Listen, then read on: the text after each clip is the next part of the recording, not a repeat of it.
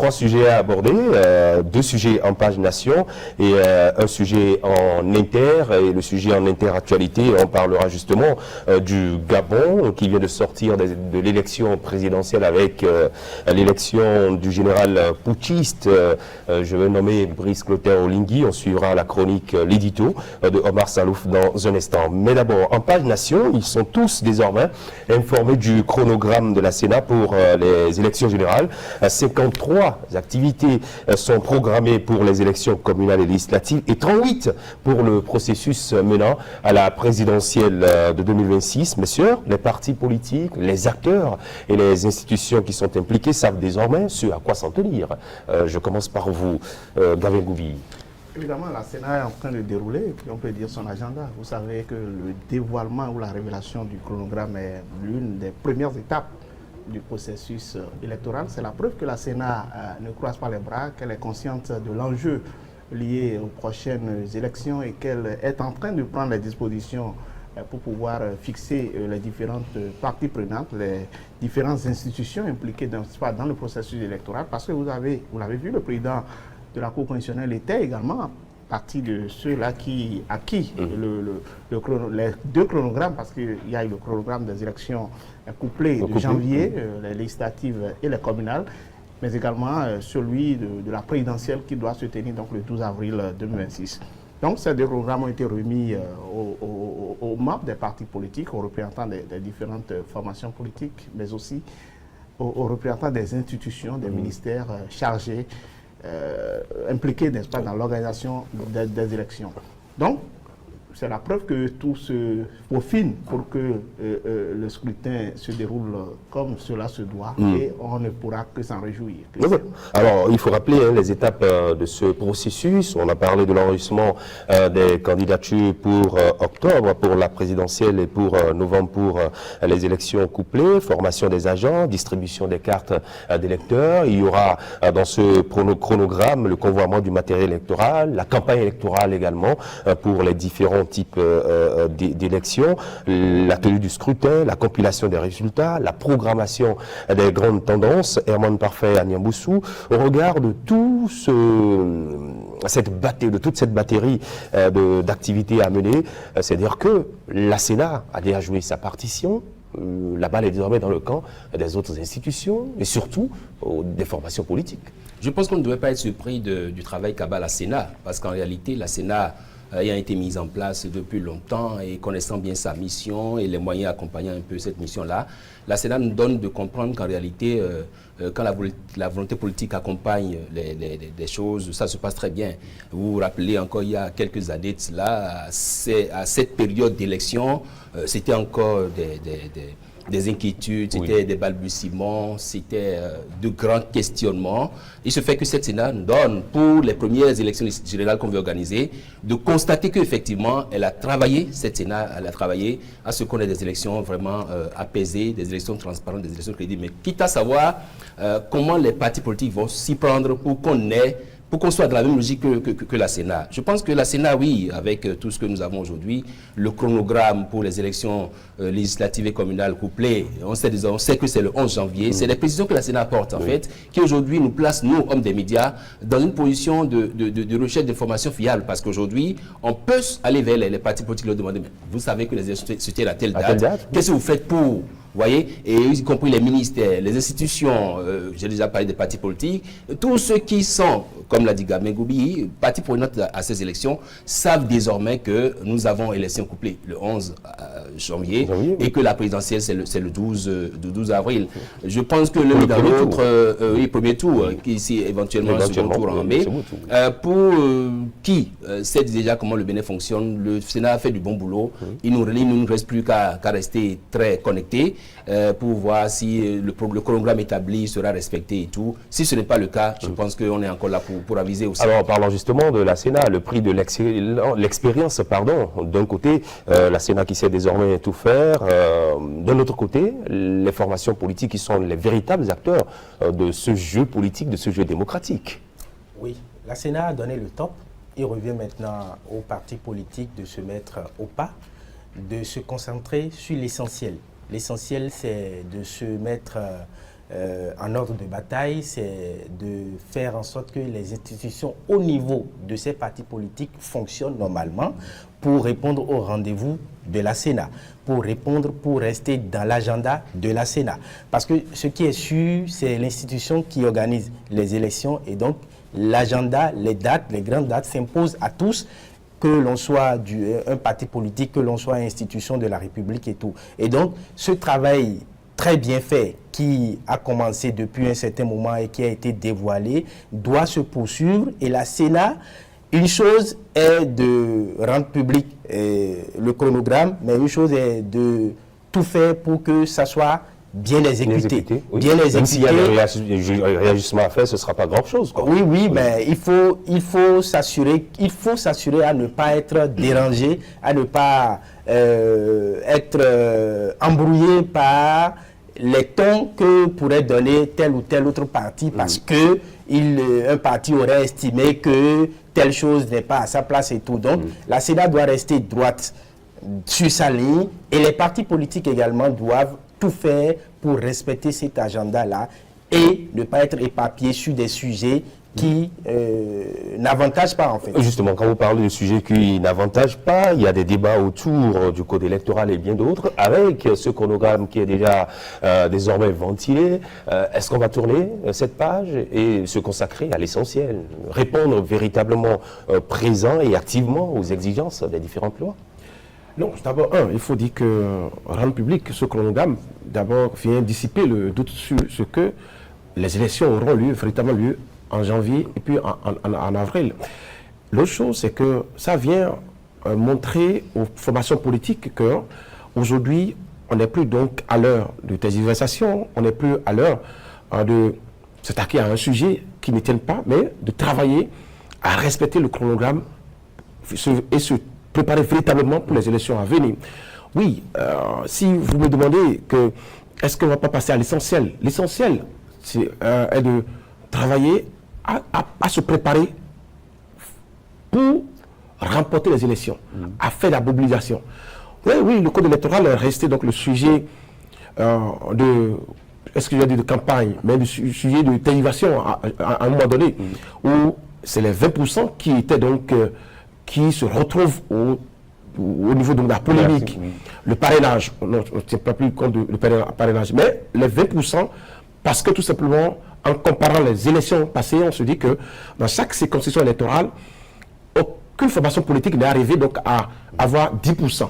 Et donc, comment est-ce qu'on peut arriver à trouver 20%? J'ai écouté le ministre conseiller à la justice, Gilbert Maledou, qui a dit qu'en réalité, c'est du mensonge de la part de la formation politique de l'opposition, car les 20%, en en croyant, en fait, c'est dans les suffrages exprimés qu'on va exploiter les 20%. Donc déjà, si ce langage est porté donc vers les populations, il faut dire que les formations politiques commencent par travailler. Oubliez que, d'abord, la question de relecture du code électoral ne sera plus sur le tapis, mais de travailler à se conformer à ce code électoral. Justement, quand vous parlez du code électoral, il y a des exigences. Lorsque vous voulez figurer sur la liste des partis retenus pour aller à cette compétition, il y a déjà les dossiers de candidature qu'il faut collationner au niveau des différents candidats. Et vous voyez la tâche qui attend les formations politiques. Est-ce que ce n'est pas le moment maintenant de forcément mettre beaucoup plus d'énergie de ce côté que de... Non, évidemment. Je pense que les partis ont intérêt à mettre, enfin ceux qui pensent encore ou qui rêvent de ce que ce code-là sera à nouveau revu, je pense que c'est le moment de passer à autre chose. Parce qu'on a passé du temps depuis que ce code a été relu ou révisé en début mars 2024. On a passé du temps à appeler, sans grand résultat, les gens à vouloir depuis plusieurs mois le code. Ça ne bouge pas. Les objectifs ayant prévalu à ce que certaines dispositions soient insérées dans cette loi-là, ont été clairement identifiées et puis révélées. Moi, je pense que la classe politique aujourd'hui a intérêt, enfin pour ceux qui estiment qu'il faut encore, qui ont encore espoir à ce que le code soit relu, il y a je pense qu'il faut passer à autre chose. Donc, véritablement, il y a assez de dossiers en vue pour les élections communales et législatives. Des partis ont, de par le passé, fait les frais. Vous savez, je ne vous apprends rien que lors des élections de 2020, par exemple, il y a certaines formations politiques, en dépit de ce que le délai pour recevoir les dossiers avait été dépassé, on leur a accordé 72 heures supplémentaires, mais ils n'ont pas pu résoudre les dossiers. Oui. On ne va pas citer leur. Il faut dire les préparations. C'est pour dire qu'il ne faut pas se laisser surprendre par le délai. Et donc, c'est l'une des raisons pour lesquelles la Sénat s'est prise assez tôt pour dévoiler le calendrier, pour que les formations politiques qui envisagent de figurer dans les starting blocks de cette élection la sachent véritablement à quoi s'en tenir. Et je pense que la balle est véritablement dans leur camp. Maintenant, oui, le reste. Principalement, l'opposition, moi, si j'aurais un conseil à donner, c'est de tout faire pour se préparer dès maintenant.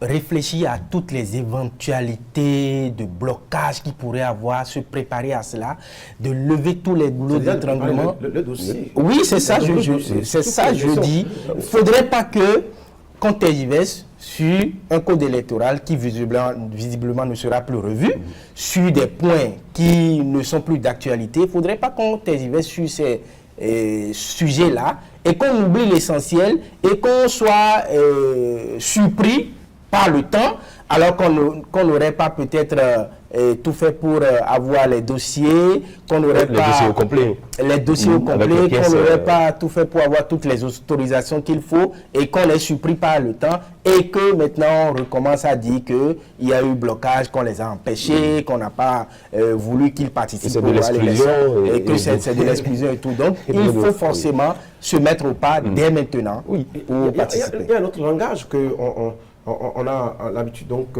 d'entendre de la bouche donc de certains partenaires, de certains opposants, que l'accord de gouvernance, par exemple, qui permet donc aux partis politiques de soulever des sièges dans les circonscriptions, donc cet accord de gouvernance donc est fait pour favoriser, par exemple, les formations politiques de la mouvance. Je crois que ce que Omar a dit est important, parce que si vous ne vous préparez pas.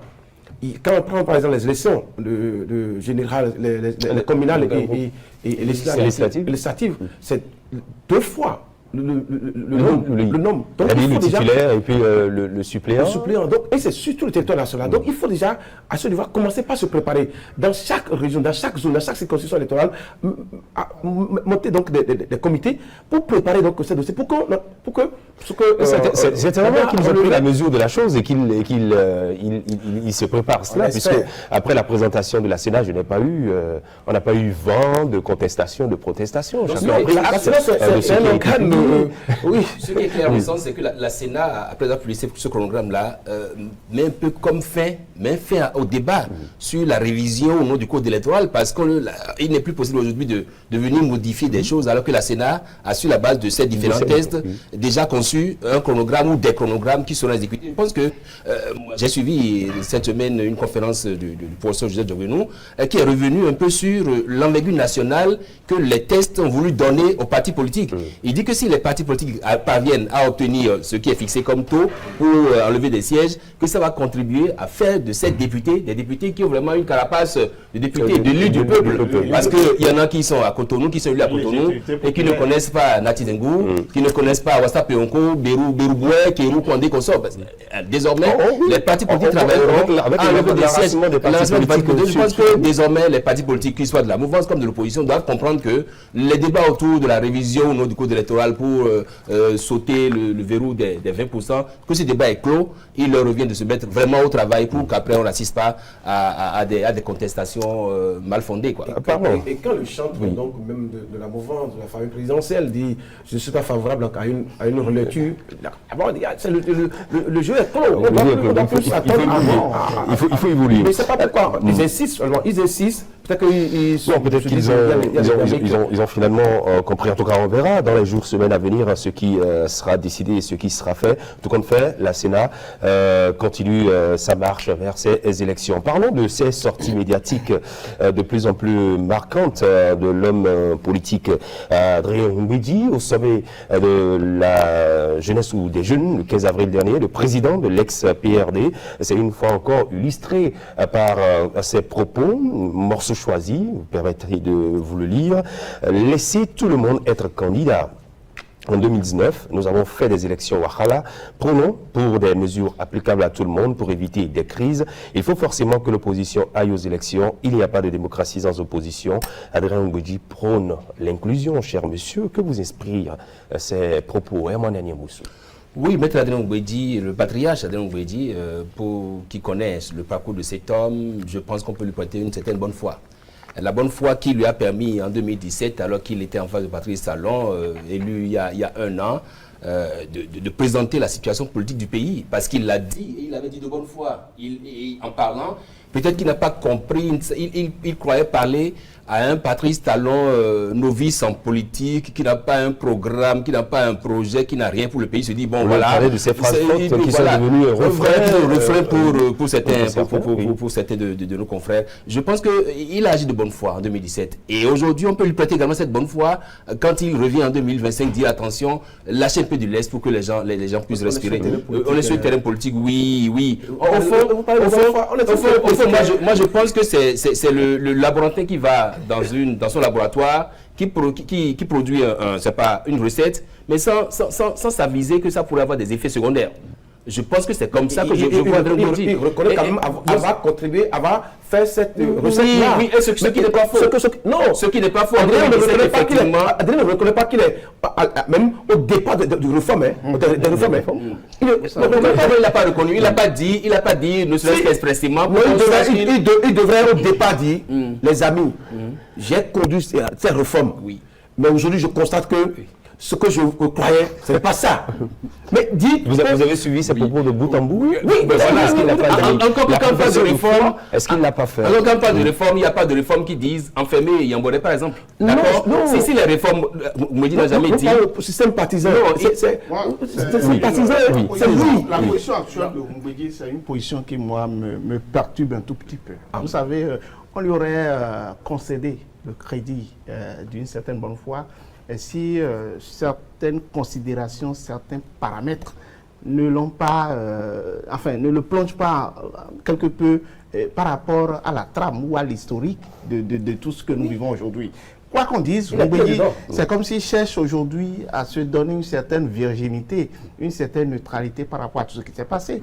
C'est en son temps, alors qu'il était président de l'Assemblée nationale, il détenait quelque peu des manettes. C'est en son temps que cette réforme-là est advenue. Il a été l'un des auteurs. Peut-être il a fait en ce moment-là de bonne foi, peut-on dire. C'est en son temps que la loi sur l'embauche, par exemple, une loi qui est prise à défaut, a été actée. C'est en son temps que l'encadrement du droit de grève, un certain nombre de dispositions quand même, qui sont considérées comme des lois quelque peu crisiogènes ou conflictiogènes ont été adoptées. Donc, quelque part, c'est quelqu'un qui a dressé le lit, qui a prêté flanc, qui a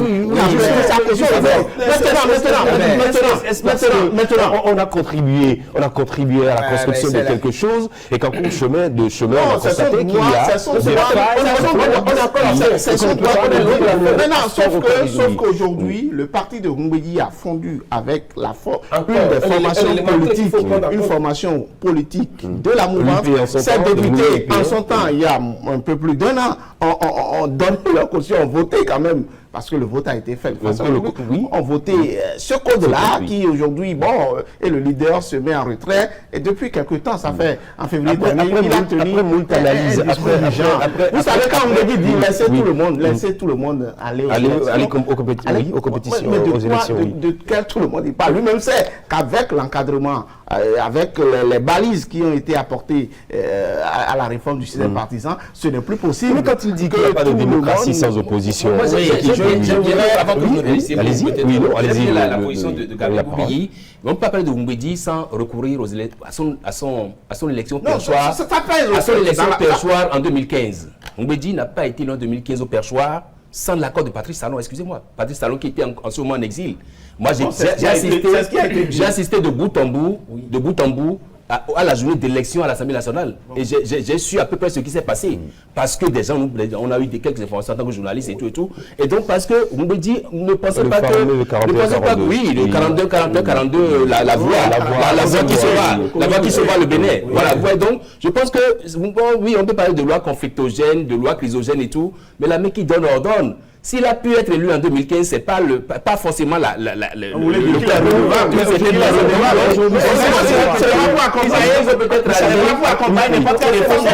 Je vois une certaine expérience. Je le retour de l'ascenseur.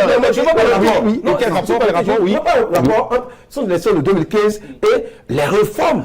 Le fait d'avoir les yeux fermés, acté il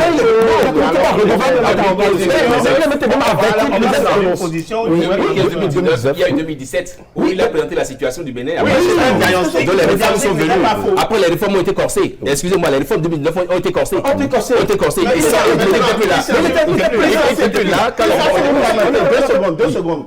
Au-delà même des aspects politiques que Mbeki aborde, aujourd'hui, c'est maintenant il se lève pour revendiquer le retour des exilés politiques. C'est à croire que depuis 4 ans que Joël Aïvo, ou peut-être... Il était resté dans le silence. Écoutez, il a eu le temps de contacter Patrice Talon à plusieurs reprises. Mais qu'est-ce que les deux se sont dit? Vous n'oubliez pas que quand la question a été faite au chef de l'État, à la faveur de l'interview qu'il a accordée à Jeune Afrique, il a dit, mais les propos de Mbeki sont un leurre. Allez comprendre ce qu'il veut dire par là. Omar Salouf. Et je me pose encore une question, c'est de savoir, est-ce que c'est parce qu'on a été au cœur d'une réforme, au cœur du vote des lois à un moment donné, est-ce que c'est à cause de ça qu'on n'a plus le droit ou la possibilité de revenir ou de remettre en cause ces lois? On me dit, Maître Adrien Humbedi a été au cœur, a été depuis, quand on prend un passé récent, depuis 2015 à aujourd'hui, il a été l'un des acteurs clés, voilà, clé de toutes les réformes qui ont conduit le Bénin jusqu'à aujourd'hui. D'accord, mais est-ce que, en tant que dans sa posture de sage, est-ce qu'il ne peut pas s'autoriser à opiner sur certaines questions, à attirer l'attention, excusez le thème, à attirer l'attention de son jeune frère, Patrice Talon, sur certains problèmes qui engage la vie de l'État. J'ai pas vécu au village. Le sage ne parle pas en public. Excusez-moi, laissez-moi finir.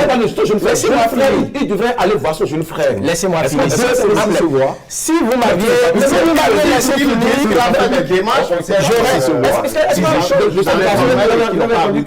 on a vu le chef de l'État se rendre à son domicile. Pour raison de transparence,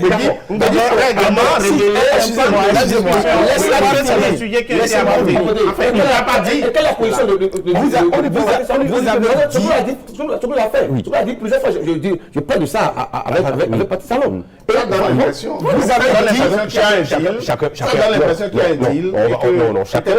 chacun a sa manière de vivre et de s'exprimer. Oui, il y a certains qui disent tout en public et il y a d'autres qui les gardent et qui attendent le moment pour le dire. De ceux qui pensent par exemple que parce qu'on est de la mouvance présidentielle, on ne peut plus opiner sur certains points clés de la vie politique. Vous avez vous-même dit, par exemple, qu'il est resté longtemps silencieux. Pendant ce silence, nous ne sommes pas dans le secret des dieux. Nous ne savons pas toutes les discussions qu'il y a eu entre le président Patrice Talon et le maître Adrien Humbedi, avec Adrien et à Mossoul, Bruno, avec Idi Kolaole et tous les autres patriarches. Nous ne savons pas tout ce qui a été dit. Maintenant, si aujourd'hui, Maître Adrien Humbedi se permet de parler de cette façon, je ne crois pas qu'il faut balayer ça d'un revers de la main ou qu'il faut s'accrocher à son passé ou à un passé du Bénin pour le juger. On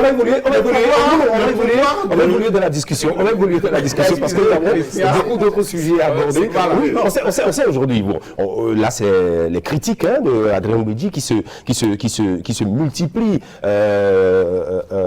par rapport au pouvoir. Que faut-il y voir? Est-ce que c'est un divorce progressif et inévitable qui est en train de se préparer avec ses alliés politiques de la majorité présidentielle? Ce n'est pas exclu, sauf que ça n'aura pas d'effet en quelque sorte. Vous savez, non, son parti a fusionné. S'il divorce, je ne suis pas sûr que les jeunes, ceux qui sont dans la tendance, vous avez il y a quelques mois reçu ici l'actuel porte-parole du parti Union Progressive, le Renouveau, et vous avez suivi sa posture. Pour lui, je ne pense pas que les cadres du parti sont prêts à suivre Maître Adrien Mbouidi dans cette posture qu'il est en train d'adopter aujourd'hui. N'oubliez pas, nous sommes dans un contexte où... Il y a les fidèles des fidèles. Non, ça peut arriver, mais c'est vrai que nous sommes dans un contexte où, excusez Henri, nous sommes dans un contexte où le pouvoir actuel est en train d'égrener les derniers mois de son mandat. Et ne perdons pas cela de vue. Le problème qui se pose aujourd'hui, c'est que le peuple noir n'a pas l'impression que Mbouidi, on l'a vu dans des combats où il y a des situations qui sont dénoncées depuis plusieurs années,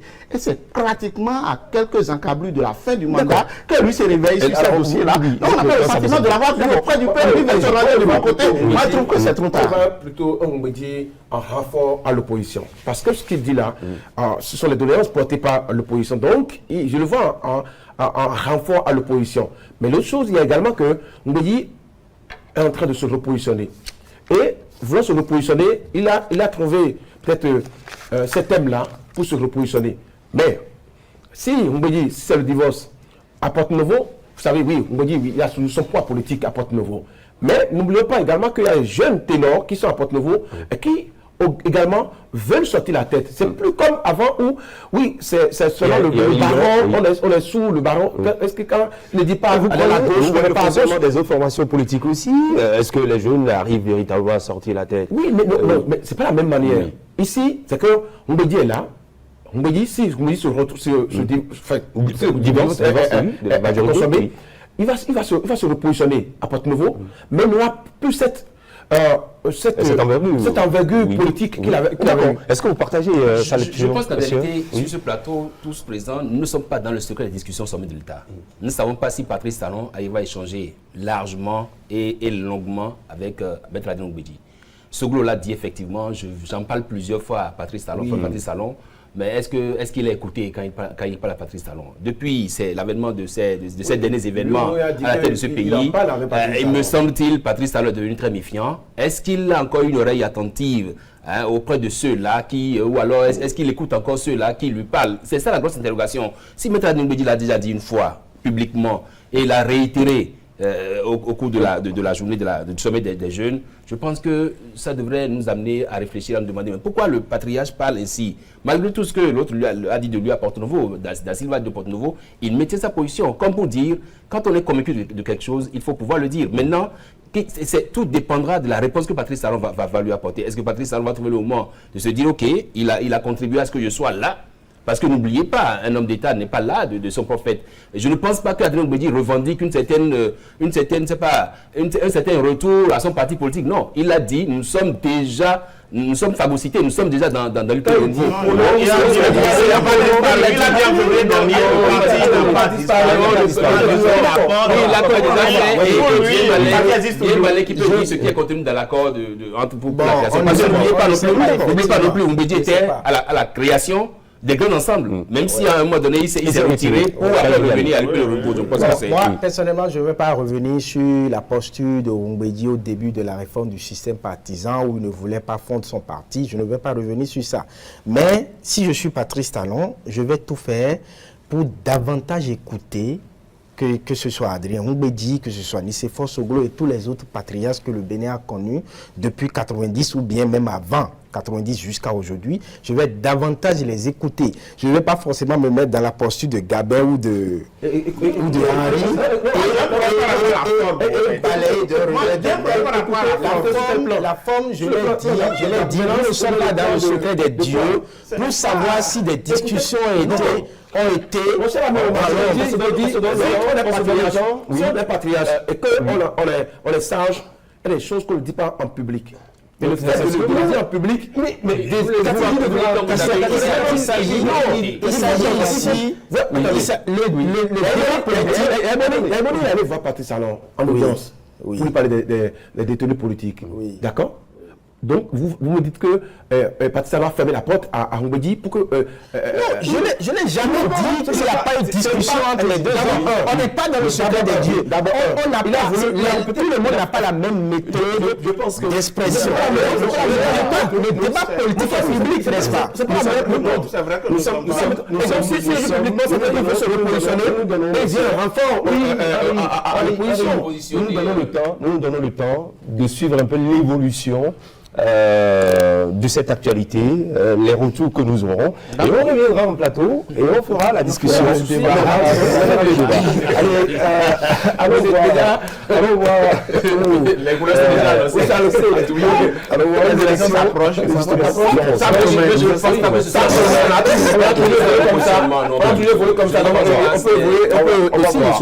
L'élection présidentielle s'est tenue, c'est au Gabon. Le général Brice Clotaire Oligui Nguema a fait tomber le treillis militaire pour arborer, je dirais, la veste. L'édito de Omar Salouf s'y consacre. Omar, nous sommes avec vous. D'entrée, vous nous donnez un bref aperçu de quelques putschistes africains finalement accrochés à la chose politique. Oui, Christian, ils sont nombreux, ces présidents africains, à accéder au pouvoir par des coups d'État. Certains y sont accrochés jusqu'à présent. Teodoro Obiang Nguema Mbasogo de la Guinée équatoriale, Denis Sassou Nguesso du Congo-Brazzaville ne sont pas prêts à raccrocher après près de 4 décennies au pouvoir. Plus récemment, Assimi Goïta du Mali, Ibrahim Traoré du Burkina Faso, Abdourahmane Tiani du Niger, Brice Oligui Nguema du Gabon, pour ne citer que ceux-là, ont complété la liste des putschistes africains et semblent s'inscrire également dans la dynamique de s'éterniser au pouvoir. Surgir, agir, disparaître, ce que souhaitent les peuples de la part des militaires quand surviennent les coups de force, non? Oui, surgir par le putsch parce que l'intérêt général et la vie du pays seraient menacés. Agir pour rétablir la bonne gouvernance avec un retour à l'ordre constitutionnel et disparaître en remettant le pouvoir aux civils et regagner les casernes pour continuer à remplir ses prérogatives de force de défense et de sécurité. C'est ce qu'ont toujours espéré les citoyens des pays frappés par les coups d'État. Mais à l'exercice du pouvoir, les putschistes vont largement au-delà de la période transitoire promise. Non seulement ils prennent toutes les dispositions pour soit rallonger les délais, soit se déclarer candidat, organiser les élections pour ensuite les gagner et se maintenir au sommet de l'État. Le dernier cas en date est celui de Brice Oligui Nguema qui, par le putsch du 30 août 2023, mettra fin au règne d'Ali Bongo et de la dynastie Bongo au Gabon. Justement, en parlant du Gabon, moins de 2 ans après la chute de la dynastie Bongo, eh bien, les élections ont eu lieu. L'ordre constitutionnel est désormais rétabli, mettant ainsi fin à la transition. Oui, quelques jours, il faut le rappeler, quelques jours après le coup d'État auquel il a activement participé, Brice Oligui Nguema, ancien commandant de la garde républicaine d'élite, a été investi président du comité pour la transition et la restauration des institutions.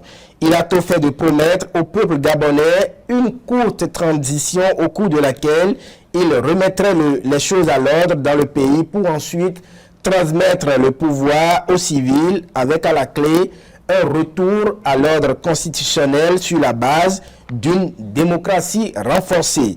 Mais cette promesse ne sera pas tenue, pas totalement en tout cas. L'ancien haut gradé de l'armée gabonaise et désormais ancien président de la transition s'est déclaré candidat à l'élection présidentielle et s'est fait élire le 12 avril dernier par une large majorité des Gabonais.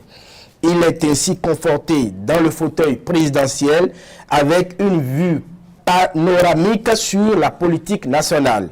L'ancien militaire et putschiste Oligui Nguema, désormais vêtu du manteau politique, peut alors multiplier les mandats présidentiels à l'image d'autres putschistes africains. Pendant ce temps, le peuple, dans une interminable attente, espère avec foi que le meilleur reste à venir. Et voilà, le Gabon a réussi à tourner la page de la transition. Cher monsieur, que vous inspire l'histoire politique du Gabon ces 2 dernières années? Très rapidement, on y va. Herman, je commence par vous. Oui, l'histoire politique du Gabon ces dernières années nous montre que le peuple, ou alors ceux qui font semblant de représenter le peuple, à un moment donné de la vie, ils savent prendre leur responsabilité. N'oubliez quand même pas que Ali Bongo a succédé à son père. Je crois Omar Bongo, c'est bien ça. Oui.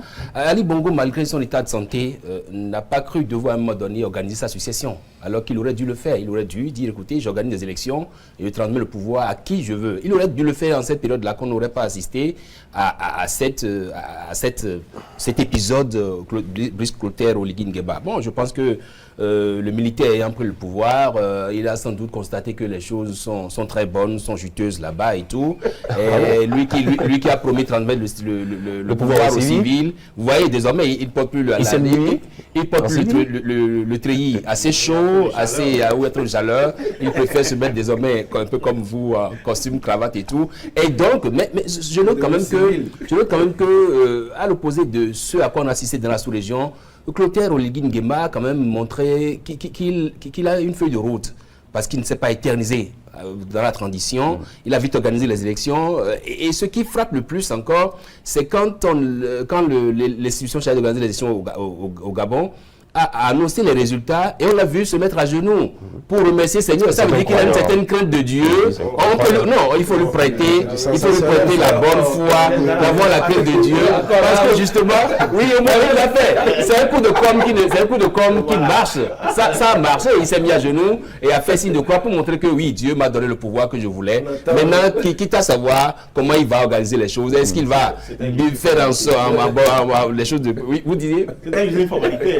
Les élections. Non, moi je dis que c'est triste, hein, ce qui arrive au Gabon. La tristesse. Non, au-delà. Il prend le pouvoir, voilà quelqu'un. Il gère une transition, il organise les élections. Voilà quelqu'un qui fait comparativement. On va revenir à ce qui se passe. Voilà quelqu'un qui fait coup d'État dans un contexte où pratiquement cela a été validé par l'ensemble du peuple, parce que le Gabon sortait d'une période d'incertitude où le président souffrant, pratiquement grabataire, n'avait plus ses capacités mentales et physiques au point pour pouvoir gérer sereinement le pays.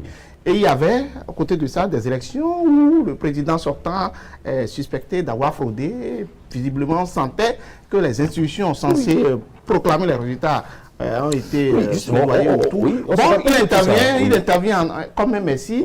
Et voilà, bon, vous êtes militaire, c'est agir, surgir et disparaître. Moi, j'aurais préféré qu'on fasse comme à la Mandou Toumani Touré, qui a fait un coup d'État au Mali en son temps, mais qui s'est replié, a confié le pouvoir aux civils, mais qui est revenu maintenant de façon formelle, reconquérir le pouvoir, et on sait comment il a pu sortir par la grande porte. Donc, Brice Clotaire Oligui Nguema aurait pu passer par ce canal-là aussi. Vous savez, c'est vrai que c'est difficile, comme Emmanuel l'a dit, de résister au confort douillet que vous offrent les climatiseurs. Vous êtes adoubé par tout le monde. C'est vous qui êtes le leader charismatique. Et bien, donc, écoutez, la treillis, vous portez ça tout le temps. Ce n'est pas toujours ce que cela doit être. Vous savez, une personnalité militaire ou chose-là a toujours une personnalité. Vous savez, il y a la personnalité civile qui se cache derrière celle militaire. Donc moi je vois Brice Oligui Nguema à travers ces élections-là qui ont été juste des formalités de légitimation de son pouvoir en fait. Donc il veut juste légitimer